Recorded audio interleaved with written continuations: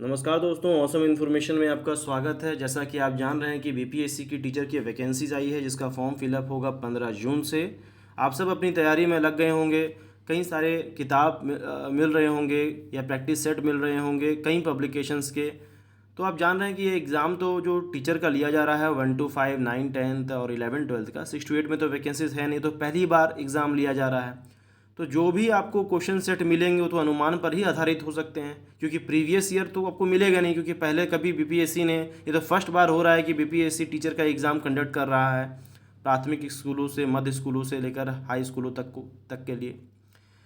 तो मैं भी आपको जो सिलेबस उसमें वर्णित है, क्योंकि विस्तृत सिलेबस तो उसमें दिया हुआ नहीं है। आप जब नोटिफिकेशन को डाउनलोड करेंगे तो सिलेबस तो देखेंगे कि पेपर 1, पेपर 2, पेपर 1 में इंग्लिश है, हिंदी है, जो कि क्वालिफाइंग नेचर का है, नेगेटिव मार्किंग नहीं है। लेकिन पेपर 2 में नेगेटिव मार्किंग है, उसमें कई चीज़ें दी गई हैं अलग अलग चीज़ों के लिए। जनरल स्टडीज़ हैं, जनरल स्टडीज़ तो सभी में है, चाहे वो आप 1 to 5 में दीजिए या 9, 10 दीजिए, 11, 12th में दीजिए।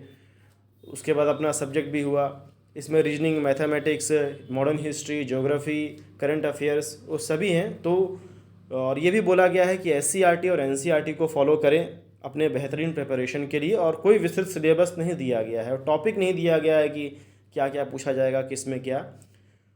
तो चलिए हम इस तैयारी को शुरू करते हैं और जनरल स्टडीज़ में ज्योग्राफी को लेकर के चलते हैं हम लोग। तो आज पहला दिन है, तो देखें कि ज्योग्राफी का बेसिक कहाँ से शुरू होता है। आप जानते हैं कि ग्लोब, मैप, रेखा चित्र या एटलस, इसी के बारे में जानकारी लेते हैं, तो हम भी शुरू करते हैं। लेकिन भूगोल के बारे में कुछ भूमिका मैं बांध देता हूँ कि अगर हम सांसारिक जीवन में देखें तो भूगोल का सर्वप्रथम विकास यूरोप में हुआ था। यूरोप में भूगोल के विकास को 2 चरणों में अध्ययन किया गया, एक क्लासिकल पीरियड और एक मॉडर्न पीरियड। और इन दोनों पीरियड के बीच में भी एक विभाजक रेखा, जिसको अंध युग माना जाता है। जब संसार में मुस्लिम वर्चस्व था, वह समय अंध युग कहलाता था। तो अगर हम क्लासिकल पीरियड में देखें तो कई भूगोलवेता के नाम आते हैं, जैसे इराटोस्थनीज, अरस्तु, होमर, थेल्स, हेरोडोट्स, ये सब यूनानी भूगोलवेता थे। और रोमन भूगोलवेता में स्ट्रैबो, प्लेनी, पोम्पियोनिस मेला, तो इस तरह के नाम आपको मिलेंगे।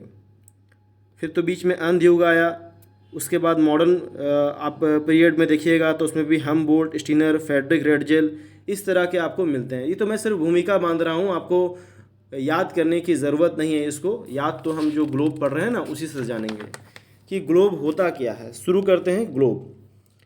तो आप सब अपने स्कूल्स में या कहीं भी स्कूल में पढ़े होंगे या लैब होगा, वहाँ देखे होंगे। कहीं कहीं स्कूलों में जाइएगा, रिसेप्शन में भी एक पृथ्वी का नमूना रखा रहता है, गोल गोल, ठीक है। उसी नमूने को ग्लोब कहा जाता है। तो सीधा ग्लोब क्या हुआ, पृथ्वी के नमूने को ग्लोब कहा जाता है। पृथ्वी की आकृति जो है वो ऑब्लेट स्फेरॉइड है, यानी लदवक गोलार्ध है। इसका मतलब क्या है, पृथ्वी पूर्णतः गोल नहीं है, फुटबॉल की तरह गोल नहीं है, ऊपर से और नीचे से चपटी है और बीच में फुली हुई है। इसी को ओबलेट स्फेरॉइड कहते हैं। ग्लोब का निर्माण टॉलमी महोदय ने किया था। याद कीजिएगा, किसने किया था? टॉलमी महोदय ने ग्लोब का निर्माण किया था। अब एक सवाल है कि ग्लोब पर पृथ्वी बीच में फुली हुई क्यों है, क्या कारण है? उसका कारण है रोटेशन, पृथ्वी का घूर्णन जो है वही कारण है क्यों पृथ्वी बीच में फुली हुई है। अब पढ़ते हैं कि मैप क्या है, मानचित्र क्या है। जब ग्लोब को स्केल के माध्यम से सपाट पेपर पर बनाया जाए तो उसे मानचित्र कहा जाता है। जैसे कि ग्लोब आपको दिख रहा है, उसको बीच बीच काट दीजिए और फैला दीजिए, तो जो दिख रहा है वो मानचित्र है। मानचित्र में क्या होता है, जब आप कोई भी मानचित्र खरीदिएगा तो उसमें स्केल का प्रयोग होता है। स्केल कहने का मतलब क्या है कि सपोज़ 2 बिंदुओं के बीच में दूरी को दर्शाया जाएगा कि 45 किलोमीटर है कि 55 किलोमीटर है। जैसा आप पब्लिकेशन लीजिएगा उसमें ये दूरी अलग अलग है। तो किसी भी 2 बिंदुओं के बीच में वास्तविक दूरी जानना है तो क्या करेंगे, एक धागा रखेंगे और फिर देखेंगे कितना सेंटीमीटर है, आपको अंदाज़ा लग जाएगा। यानी सटीकता के साथ आपको विवरण दिया रहता है और मैप बनाया जाता है, तो उसको हम मैप बोल रहे हैं। अब रेखा चित्र क्या हो गया? जब कोई मानचित्र बिना स्केल के बनाया जाए तो उसे रेखा चित्र कहा जाता है। जैसे कि आप इंडिया का मैप किसी को पढ़ाते पढ़ाते बना रहे हैं, तो आप किसी स्केल का प्रयोग तो नहीं करेंगे, मोटा मोटा इंडिया का मैप बनाएंगे, महानगरों को दर्शा देंगे, या जिस पॉइंट को आपको स्पेसिफाई करना है आप उसको दर्शा देंगे। क्या जो पॉइंट आपने स्पेसिफाई किया है वो तो अनुमान पर है ना, सटीक तौर पे तो आपको इंडिया का मैप दे दिया गया और उसमें बोला गया कि मथुरा किधर है, तो आप मोटा मोटी यूपी में कहीं पर पॉइंट करेंगे।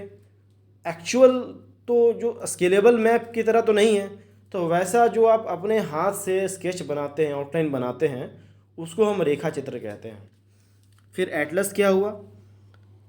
रंगीन मानचित्रों के संग्रह को एटलस कहा जाता है। मानचित्र का निर्माण सर्वप्रथम इराटोस्थनीज ने किया। तो आपको समझ में आ गया, क्योंकि शुरुआत यहीं से करना है। ग्लोब, मैप, रेखा चित्र, एटलस। एक बार हम फिर से देख लेते हैं। ग्लोब, पृथ्वी के नमूने को ग्लोब कहेंगे। मैप, अगर किसी स्केल के माध्यम से उसी ग्लोब को एकदम सपाट पेपर पर बनाया जाए तो वो मानचित्र हो गया, लेकिन आप उसे खुद अपने हाथ से ड्रॉ कर रहे हैं तो वो रेखा चित्र हो गया। और कई सारे मानचित्र हो गए, उसको आपने इकट्ठा कर लिया तो एटलस होगा। जैसे एटलस बाज़ार में ख़रीदने जाते हैं तो उसमें आपको स्टेट का भी मिलेगा, पूरा इंडिया का भी मिलेगा, सब एक जगह मिलेगा, पूरा विश्व का भी मिलेगा। तो आज के लिए इतना ही, मिलते हैं नेक्स्ट वीडियो में। तब तक के लिए जय हिंद, जय भारत।